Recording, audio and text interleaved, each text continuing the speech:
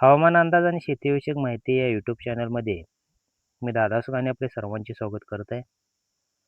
आजचा पावसाचा जोर म्हणजे एक नव्याने जोर तयार झालेला आहे आणि संपूर्ण काही भागातून जोरदार पाऊस आणि वारा, विजेचा कडकडाट होण्याची शक्यता आहे. आता मिरज तालुक्यातील संपूर्ण भागात पाऊस पडण्याची शक्यता आहे आणि जास्तीत जास्त कर्नाटक व मिरज लगतच्या भागात पाहायला गेलं तर खिद्रापूर, कुर्ची, नारवाड, केंपवाड आणि इकडे आतनी परिसर ह्या भागातून प्रचंड अशा विजा गर्जना व पावसाचा जोर जास्त आहे. मालगाव ते परत उर्वरित भागात अंजनी ह्या भागातून पावसाचा जोर कमी अधिक प्रमाणात तासगाव करगणी ह्या भागातून सुद्धा पावसाचा जोर आहे. म्हणजे संपूर्ण सांगली जिल्ह्यात आज पावसाचा जोर आहे. तसेच कुरुंदवाड, कोल्हापूरचा परिसर, चिक्कोडी ह्या भागातून सुद्धा आज पावसाचा जोर आहे. आणि जास्तीत जास्त गारगोट व सिंधुदुर्ग पट्ट्यामध्ये पावसाचा जोर बऱ्यापैकी जास्त दाखवत आहे.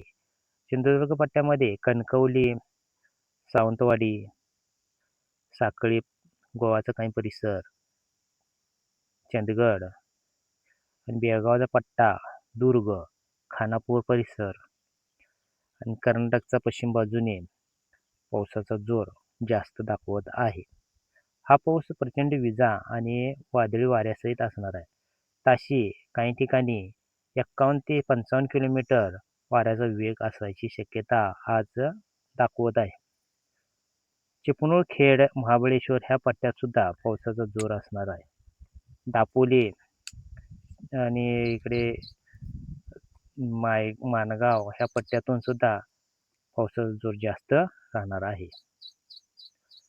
मुंबई पट्ट्यापर्यंत आज सिंधुदुर्ग ते कोकणपट्टीत मुंबई पट्ट्यापर्यंत पावसाचा जोर जास्त दाखवत आहे. त्यानंतर भोर, लोणावळा, जुन्नर, घोटी हाही परिसर नाशिकपर्यंत स्थानिक वातावरण बनलं तर पावसाची शक्यता जास्त दाखवत आहे. श्रीरामपूर वगैरे ह्या भागातून पावसाचा जोर स्थानिक वातावरण बनलं तर बनण्याची शक्यता आहे.